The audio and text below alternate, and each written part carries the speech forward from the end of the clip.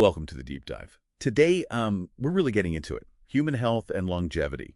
We've pulled together a pretty solid stack of sources looking at that three-way interaction, genetics, environment, lifestyle. And our mission really is to cut through the noise, find the things that matter most, the levers you can actually pull, maybe starting today, to impact your health down the line. It's a great mission because, there's so much talk about the genetic lottery determining everything for longevity. But what the sources are showing us is, well, it's a bit more nuanced. Genetics set some potential, sure, but it's the daily choices, this thing we call the exposome, that seems to really write the story of how you live out your years. Okay, let's dig into that. Genetics does matter. Yeah. Our sources confirm variations in certain genes, things like APOE, FIXO3. They influence stuff like DNA repair, resilience to disease, and they account for, what, roughly 25% of the differences in how long people live overall? Yeah, overall. But here's the really interesting part, the context. A huge UK biobank study, really big. It put some numbers on this for earlier life. It found that for the first, say, 7 or 8 decades, lifestyle factors, the things we can change, explain about 17% of the variation in dying prematurely. And genetics, Okay. less than 2%. Wait, hang on. Less than 2% before age 80. That feels huge. That puts so much more power in our hands than maybe we thought. It's not destiny, it's this exposome. Exactly. The exposome, it's just the sum total, the accumulation of everything you're exposed to, your behaviors, your environment, your diet over your entire life. And it starts early. The data shows things like your body weight when you were 10, or even whether your mother smoked when she was pregnant with you.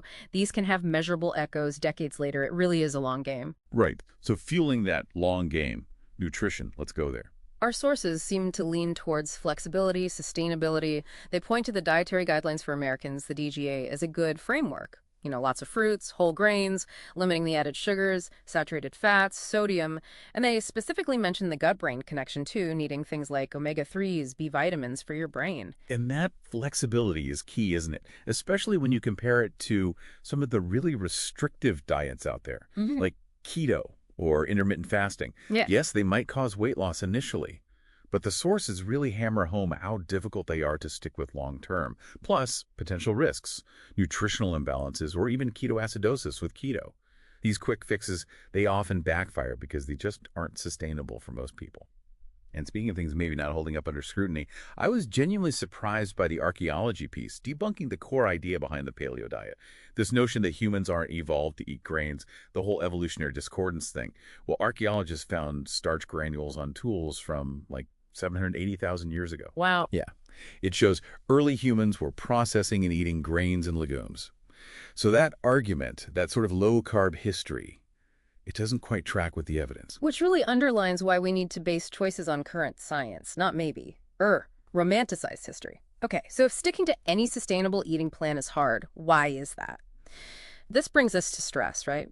Because weight isn't just simple calories in, calories out. Ah, the integrated system. Yeah. Exactly. Chronic stress. Yeah. It ramps up cortisol, obviously, but also ghrelin. That's the hunger hormone. So biologically, stress pushes you towards emotional eating and specifically toward those high-calorie, high-fat comfort foods. Your own chemistry works against you. Precisely. And that stress dominoes into everything else. Sleep, mental clarity.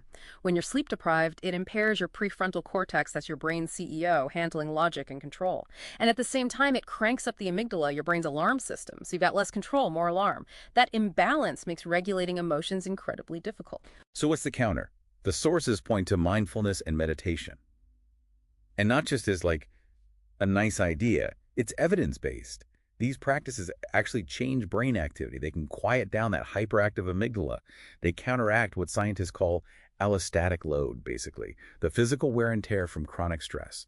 It's about building resilience through neuroplasticity. Yes, building that flexibility in your brain's response. So pulling it all together, the big picture takeaway seems pretty clear. Health isn't siloed. It's this deeply integrated system. You improve one area, say, you manage stress better, or prioritize sleep. And it makes everything else easier. Sticking to your nutrition plan, finding energy for exercise, it all connects. It really does. So the journey isn't about finding that one magic bullet, that quick fix. It's about consciously building a healthier, more sustainable exposome over the long haul. Okay, so here's a final thought to leave you with. If we know chronic stress biologically makes it harder to eat well and manage weight, what if focusing first on self-compassion, on genuinely managing your stress, isn't just soft stuff, but actually the most effective first step you could take for your physical health. Something to chew on.